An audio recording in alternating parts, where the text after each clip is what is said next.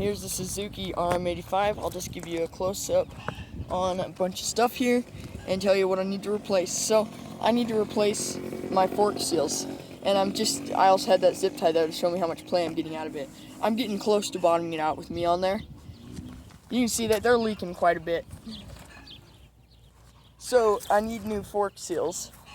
I bought them, they were $10 on eBay, all balls seals. I'm gonna need a new rear sprocket eventually. You can see right there, they're not terribly worn, but they are starting to curve over, so I'll get it. I bought a new sprocket, a rear sprocket, front sprocket, and a chain because it was just cheaper to buy them all. I bought all those for 50 bucks. I got new rear brake pads because, you know, I'm eventually gonna need those as well. I just thought, why not get all the parts now, so then when they wear out I can just replace it instead of waiting. And you can see the rear tire is pretty bald.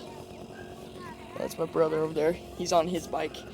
The rear tire is a little bit bald, so I'm gonna need to buy a new one of those. I think I'm gonna get a Dunlop Geomax and put it on there because it's pretty sandy on all of our trails and tracks. The front tire is in pretty great shape. Just, I don't know what the heck's the deal with the knobs. We checked everything. There's nothing wrong with the bearings or anything on the front tire. So it's just weird. This is what it was like when I bought it. I bought the bike for $900.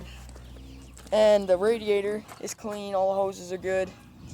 Gas tank was clean too. It's the first bike I've ever bought that was halfway full of gas. All of them have like a drop. Yep. I topped it off with coolant. It didn't need that much. So it's overall pretty cool bike. It's got loads of power. They don't make 85s like this anymore. They're all way smaller. And yeah, they're more like that one way out there. They don't make them this big. So this one has around 25-30 horsepower. And it has an aftermarket exhaust, which added a ton of power.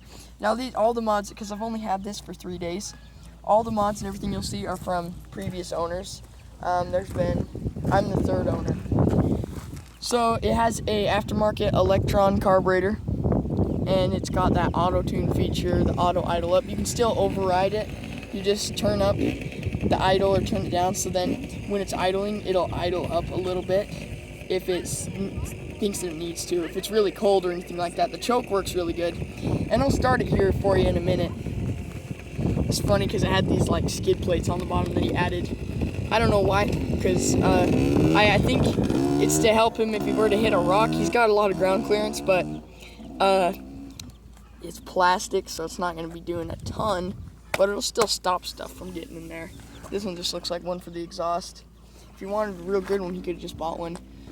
Everything is in great shape on this, except for, you know, front brake. It's not there. He gave me the part, but yeah, I just need to buy a new one. It's $35 for a front brake. And we can see here the rotors are in pretty good shape. There's not that much rust on there, but this thing's been well ridden. The transmission's great. The power band's awesome. Power valve looked good. The ports were pretty clean. It'd been ridden well. I had to repack the exhaust. There was no packing in it.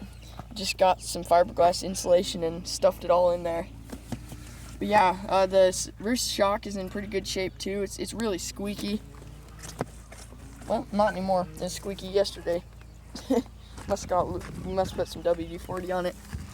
Radiator, you can see it's pretty bent up and a lot of stuff. It's pretty rough. New one's gonna cost me like $30. I don't really think I need to get a new one. I might though if I get a problem. I've never had any problem with the cooling. Alright, we're gonna start this thing up and I'll ride it around and let you see. I can't really go that fast because you can see it's not that long of a strip right there that goes across. I'll probably do some wheelies though and other stuff on there.